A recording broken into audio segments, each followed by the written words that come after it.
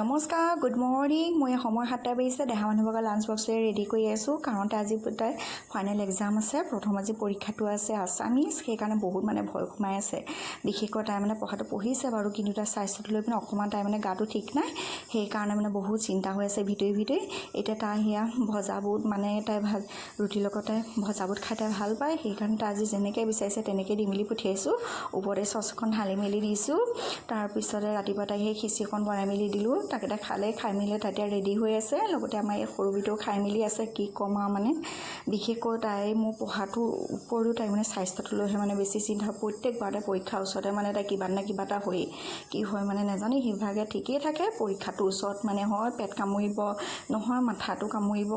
কি হয় ঠিকেই নাই ছোৱালীজনী তাৰপিছতে ইয়াৰ লাঞ্চ বক্সটো ৰেডি কৰি মেলি আছোঁ লগতে স্নেক টাইমত বোলো আজি তাই বিস্কুট নিম বুলি ক'লে এইটো পাতলাকৈ 50-50 বিস্কুট তাৰপিছতে তাই তাকে ৰেডি কৰি মেলি দিলোঁ তাৰপিছত তাই ওলাই মেলি পিনে ইয়াৰ ককা আইতাকৰ ফটোত আৰু কৃষ্ণবাবুৰ ফটোখনত তাকে ধূপডাল জ্বলাবলৈ দিলোঁ তাকে তাই